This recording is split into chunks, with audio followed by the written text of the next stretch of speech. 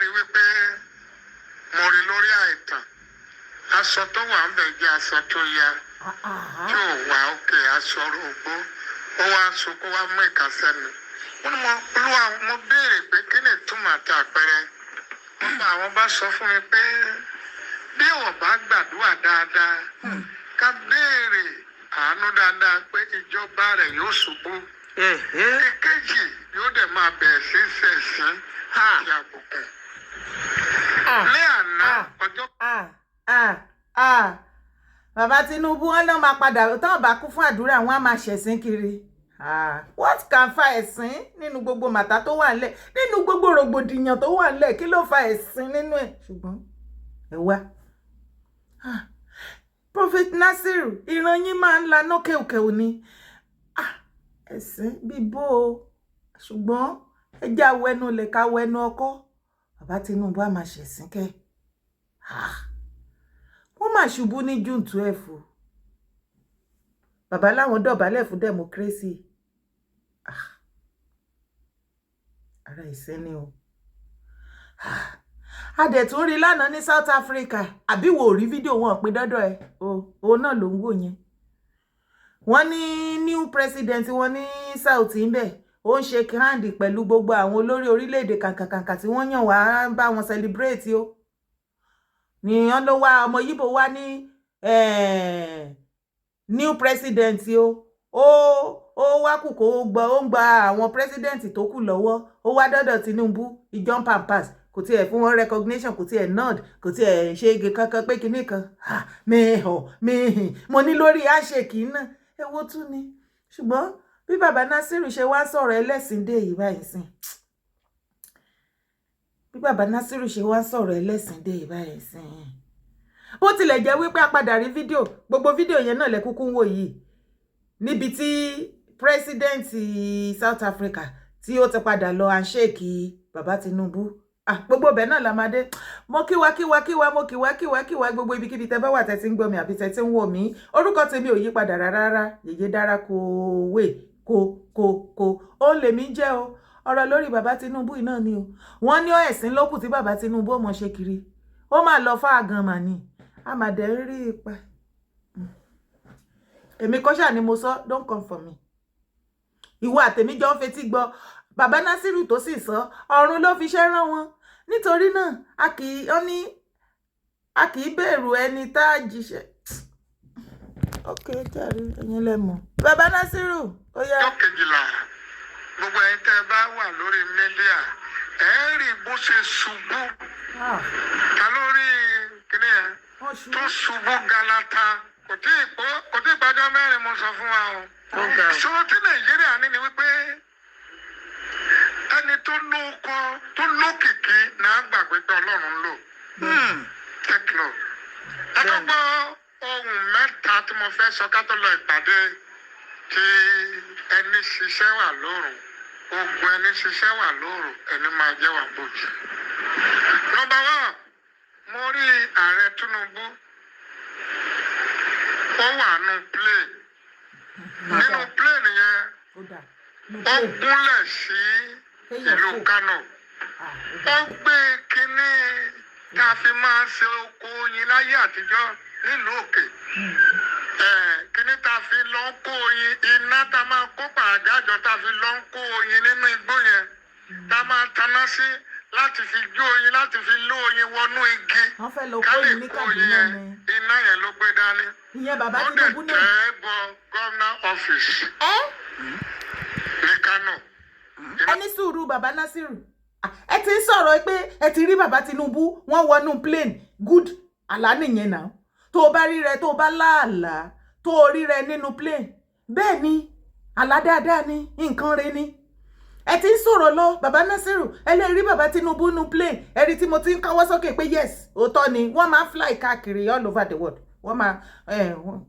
as a president you know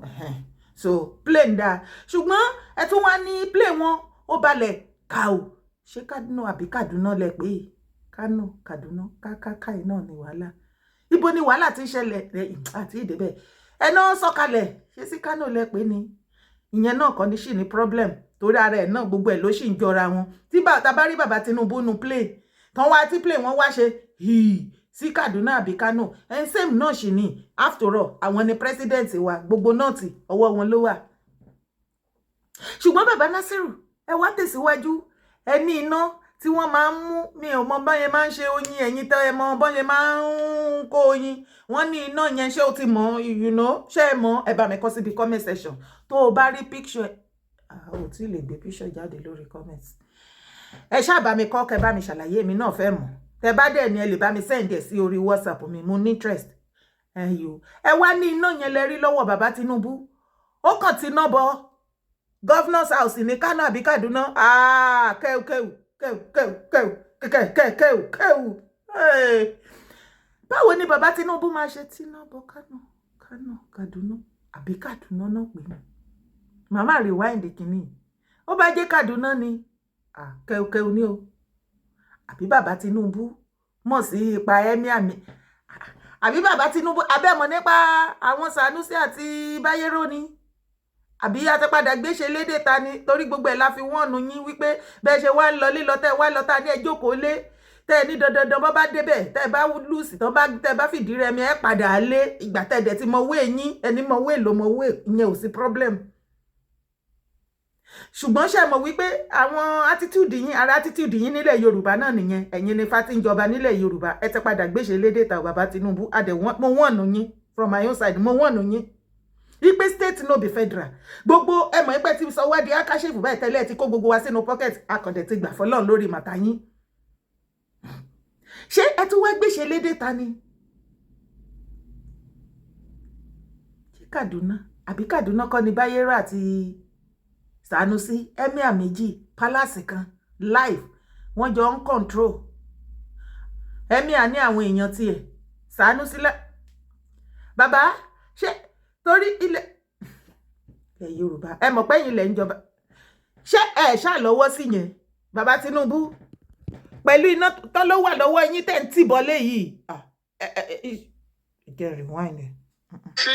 láti fi jó oyin láti fi ló oyin wọnú igi ká lè kó oyin yẹn iná yẹn ló gbé dání ó dẹ̀ tẹ́ bọ governor office ní Kano iná yẹn dẹ̀ ń jó ó ti ń jó tán ó tó dìde kúrò ń bẹ̀ pẹ̀lú plane ó tó lọ sí assembly house of assembly government office ó tó balẹ̀ ní Kano ó tó tẹ̀ náà èso tó ń jó ó tó gbéra nínú plane yẹn ó tó forí lé ìgbà tí mo máa wò ó ti plane yẹn ó lọ gún rivers ó tó ń gbé iná yẹn ó tó tẹ̀ bọ inú kìíní Ọlọ́run àwọn ọmọ sọ fún mi pé state mẹ́tẹ̀ẹ̀ta yẹn ìjọba Tinubu tó parí yóò da state mẹ́tẹ̀ẹ̀ta ní ìlú Kano ó gbé kínní tá a fi máa ṣe oko oyin láyé àtijọ́ nílùú òkè kínní. Kano náà ní bàbá gbé iná oyin náà yẹn tó fi ń kó ẹyin tẹ mọ́ you know wọ́n ní bàbá tì í bọ Governor's House ní Kano kò ṣe Bayero rẹ̀ pé Kaduna ni àwọn Bayero àwọn ti Ganduje àwọn Yusuf nìyẹn Kano ọ̀dọ̀ pàdípàdé wọn nìyẹn o Eli Rufai Kano ẹjọ́ jàre bàbá ó rẹ̀ pé Kano ti wà lára àwọn tó padà ń gbàbọ̀dè tó ti gbàbọ̀dè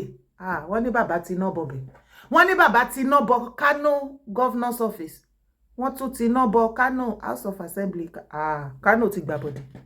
níta fi lọ ń kó oyin iná tá a máa kó pàjájọ tá a fi lọ ń kó oyin nínú igbó yẹn tá a máa taná sí láti fi jó oyin láti fi ló oyin wọnú igi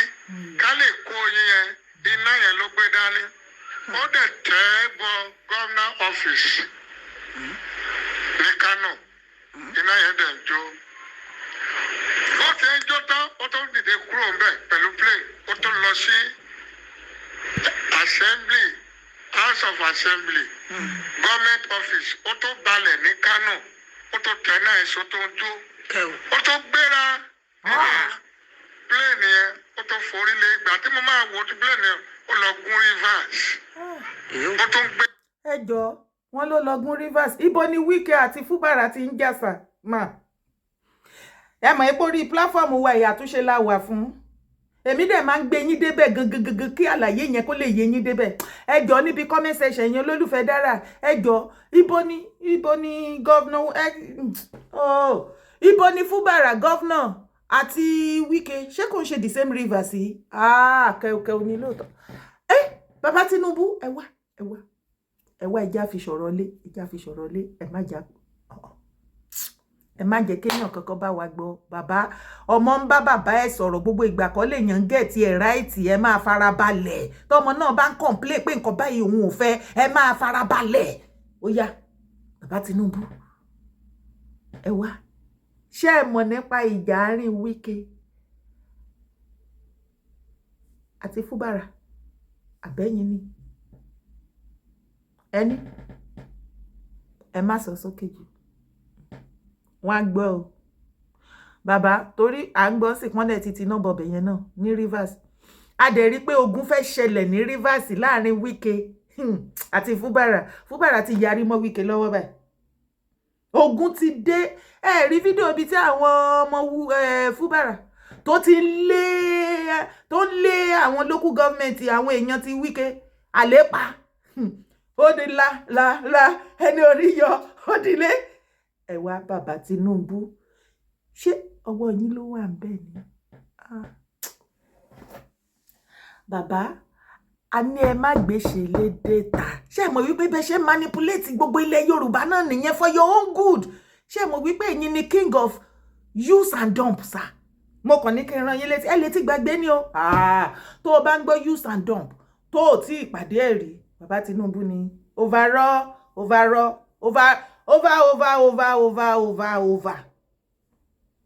king of use and dump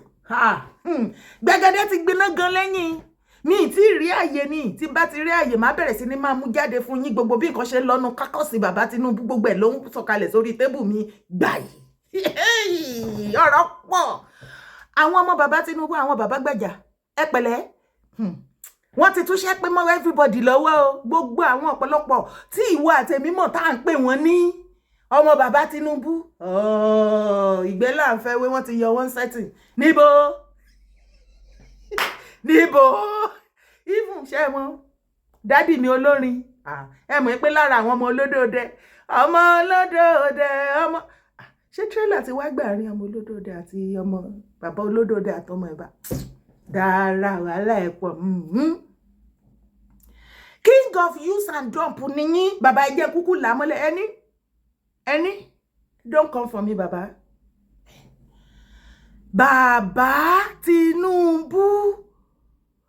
Tinubu so gbogbo ìwà tẹ́ ń wù nílẹ̀ Yorùbá tí gbogbo wa pariwo lálálálálálálálá tẹ́ yí pé tẹ́ fi òwe lépo tẹ́ fi síbí ẹ tún padà gbé lọ síta anyway kò sí wàhálà ó wàhálà kò sí wàhálà. pé iná yẹn ó tó tẹ̀ bọ inú kìnní Ọlọ́run àwọn ọmọ sọ fún mi pé stéètì mẹ́tẹ̀ẹ̀ta yẹn méjì lẹ́sìn ìjọba Tinubu tó parí yóò da stéètì mẹ́tẹ̀ẹ̀ta yẹn rú yóò dẹ̀ dá wàhálà tí ẹnìkan kan ò nílé ìkóná rẹ̀ pé iná tí mo rí tó dáná pé yóò dáná wàhálà tí ẹnìkan kan tí ò nílé kápá rẹ̀ sílẹ̀ ní stéètì mẹ́ta tí stéètì mẹ́ta yóò bá gbàdúrà dáadáa wàhálà ńlá yóò ṣẹlẹ̀ ní stéètì mẹ́ta bá a bá dẹ̀ wo ṣe kí ni tí a máa fi sọ pé wọ́n declare state of emergency ó máa wáyé ní state mẹ́ta ẹlọ́kọ́lẹ̀ ó máa dá wàhálà tí ò ní ṣe parí tó dẹ̀ ò sí. mo sọ fún wa ní ọjọ́ kẹfà oṣù kẹfà mo ní mo rí ẹ̀rọ. bàbá Tinubu wọ́n ní ìjọba yín state kàn yín pé state bíi méjì lèmi máa gbọ́n bẹ́yìn ó dẹ̀ pé bàbá pé Kánò mo gbọ́ Rivers àbílẹ̀ Yorùbá ló kù ilẹ̀ Yorùbá ò ṣe state náà region. ẹ jọ̀ọ́ ẹ̀yin tẹ́ rántí state kẹta tí dádì yẹn sọ ẹ bá mi kọ síbi comment section. bàbá Tinubu ẹ má jẹ́ kí aláìṣẹ́ mọ́ yín lára o ẹ má jẹ́ kó dìgbà tán máa bọ́ńdù yín jáde ní Aso Villa ẹ̀yin bọ́ìsì bàbá Tinubu wọ́n lè ti tilẹ̀kùn mọ́ ọ̀pọ̀lọpọ̀ ẹ ti fi kọ́kọ́rọ́ pamọ́ wọ́n ní ọ̀pọ̀lọpọ̀ àwọn bọ́ìsì bàbá Tinubu pátápátá tá a mọ̀ mọ́ wọn wọ́n ní gbogbo ẹ̀yin kan ẹ ti yọra yín ẹ ti ẹ ti túṣẹ́ pé mọ́ everybody lọ́wọ́ ẹ yá tilẹ̀kùn bàbá Gbàjà wọ́n lẹ sọ wípé ẹ ti pé wọ́n lẹ ti tilẹ̀kùn mọ́ rí ẹ fi kọ́kọ́rọ́ pa ẹ fi kọ́kọ́rọ́ pa ẹ fi kọ́kọ́rọ́ pa mọ́ ẹ wá yọ gbogbo àwọn yẹn dànù ó dẹ̀ dà fún wọn ó dà fún wọn ẹni a wí fún ọba jẹ́ ó gbọ́ lọ́rọ̀ yín ṣe bá wa sọ fún yín wípé ẹ máa jẹ gbàbọ̀ ni ẹ máa ṣẹ̀sìn gbàbẹ̀ ni dádì mi jàre dádì mi olórí ọmọ bá kìlọ̀ fi jẹ̀bú ẹjọ́ kí ló ṣe ẹ̀yin àti dádì yín jàre ìkìtì ẹni gan èwo làbọ̀rọ̀ fún ẹ wo bàbá wẹsẹ kí ló ṣe ẹ̀yin àti dádì yín olódòdẹ ó lẹ́tí kẹ́ o ẹ ṣáà. ó dẹ̀ sọ pé nínú àwọn àgbà ilẹ̀ Yorùbá nílẹ̀ Yorùbá gàgà tá a mà láwọn Afẹ́nifẹ́re ilẹ̀ Yorùbá gàgà nínú àwọn àgbà ilẹ̀ Yorùbá ti ń lọ. mẹ́ẹ̀mọ́ tá a dá lè gbà àfi tí ọba àwọn bá tó bá fi àánú ra wọn padà nítorí pé àkókò yìí a ní ìdí àgbà nílẹ̀ Yorùbá tí ó mú wa kúrò ní ìgbèkùn amúnisìn kí wọ́n tó lọ.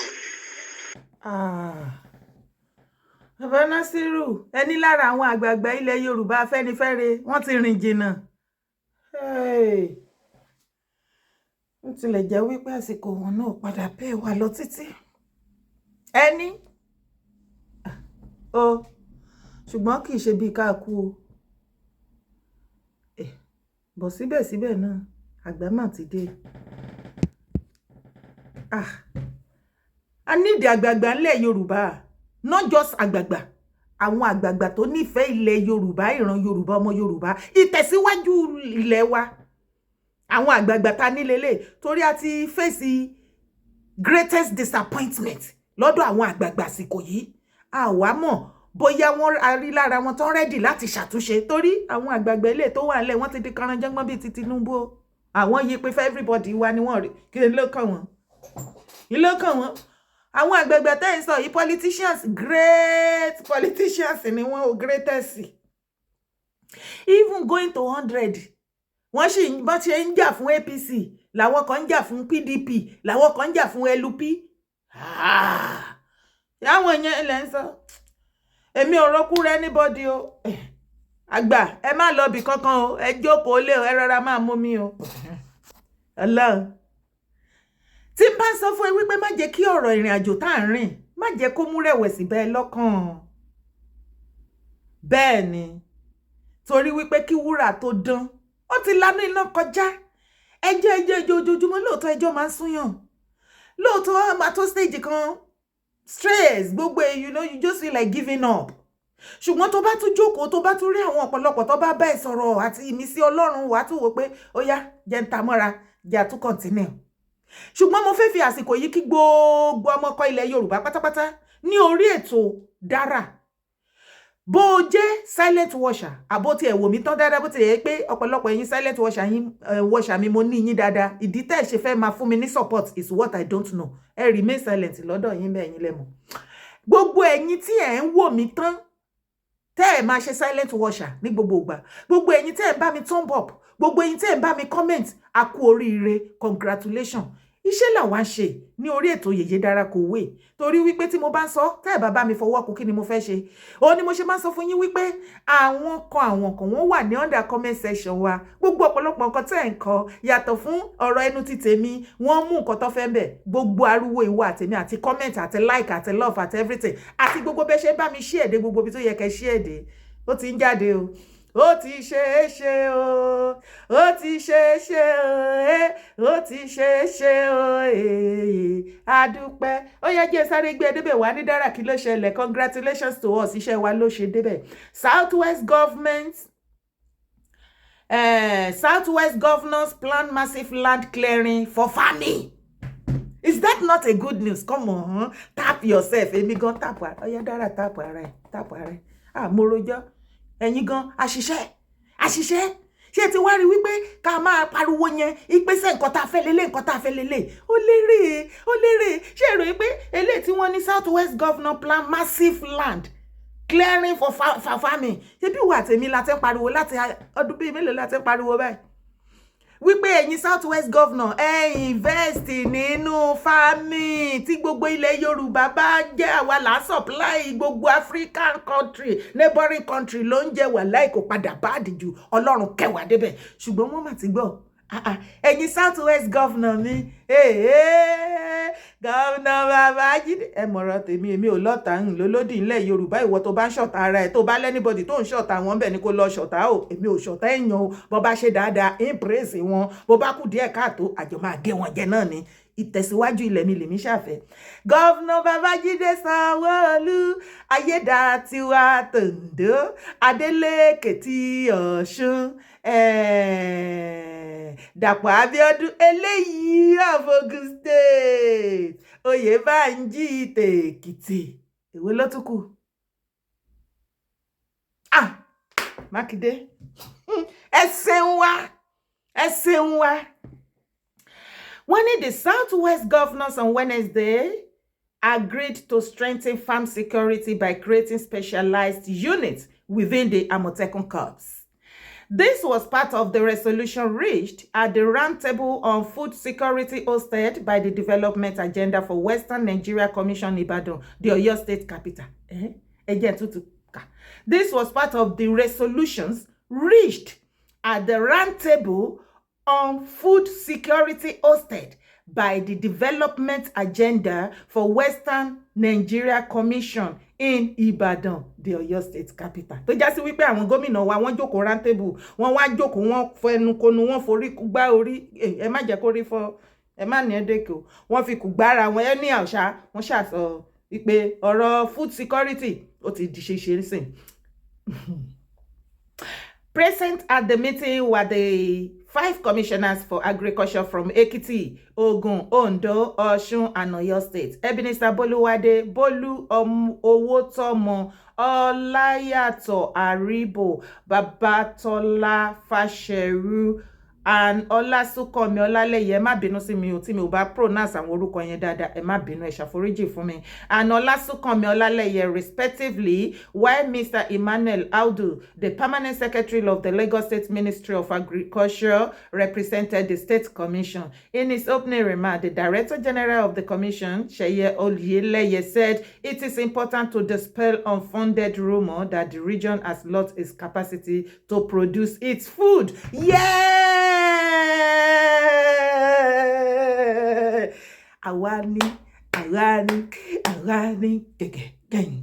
gẹ́gẹ́ iṣẹ́ ọwọ́ wa ni together. Mo dúpẹ́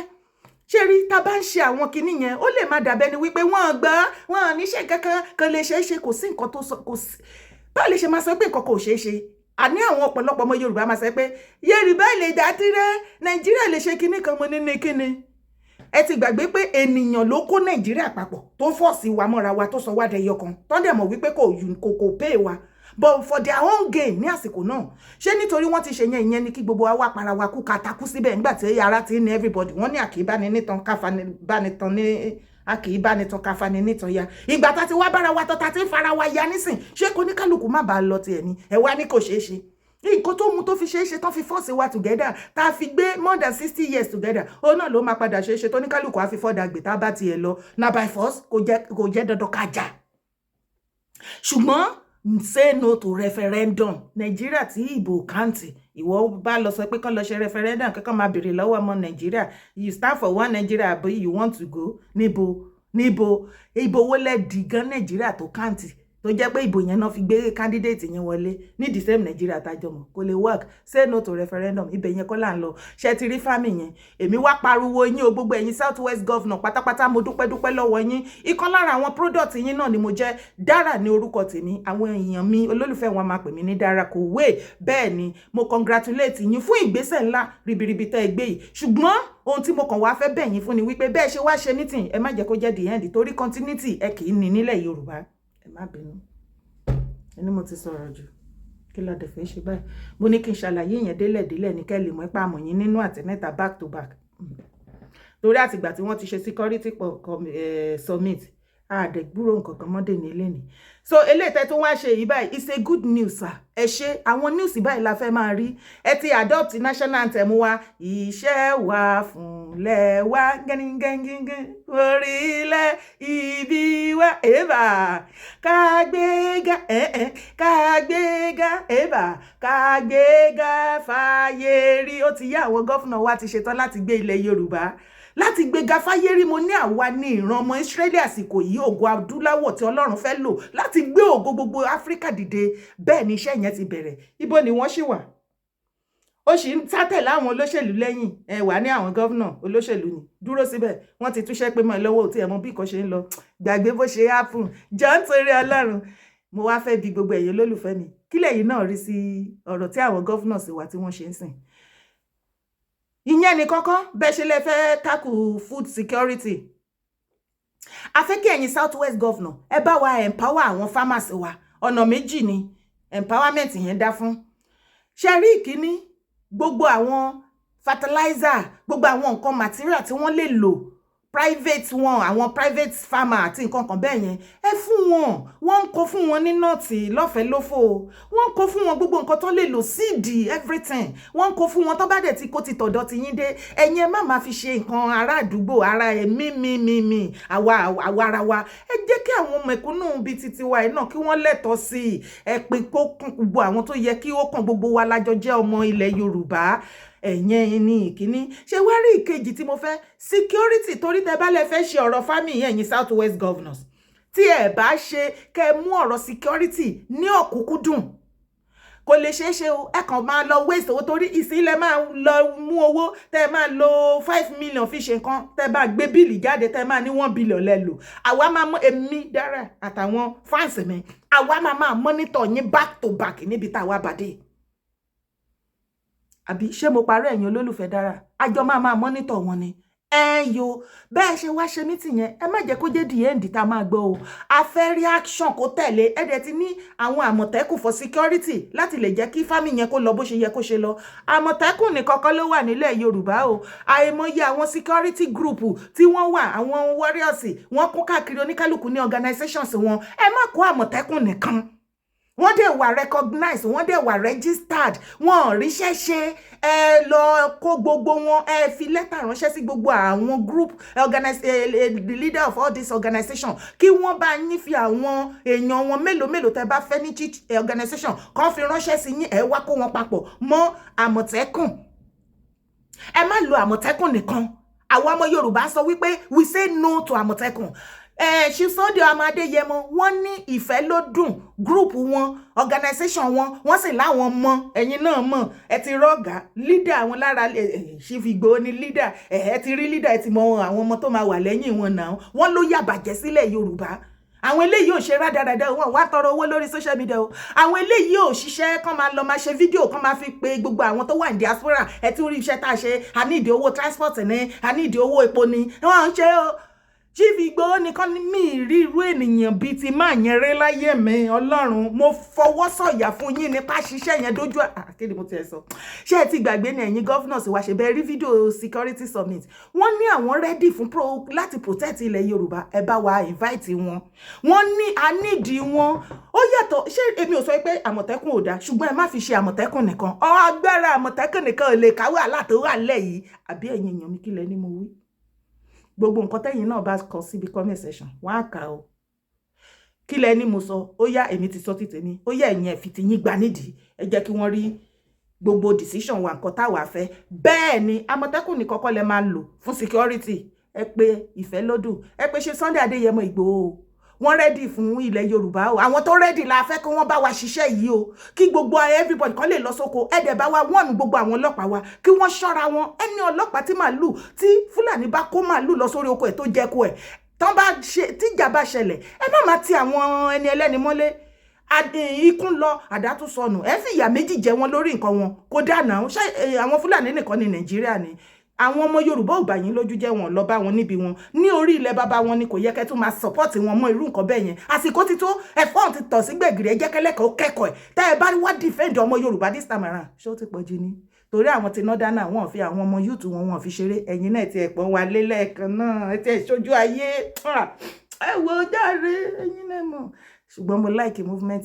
ẹ̀yin náà mo dẹ̀ mọ̀ pé máa like ó yá wá bá mi fi comment ẹ sí abẹ́ fídíò yìí tí fídíò yìí bá dọ́dọ̀ ẹ bá mi boko lọ fà jẹ́ kó dé gbogbo ibi tó bá dé bó dé gbogbo ọ̀dọ̀ àwọn gọ́fúnà bá mi play ẹ̀ fún wọn pé mo kí wọn o wọn kú iṣẹ́ má gbàgbé láti bá mi subscribe sórí YouTube channel mi o tí ì bá mi support o ó yá gbogbo ẹ̀yin tẹ́ support mo mọ́ lóore má sì gbàgbé láti bá mi thumb up.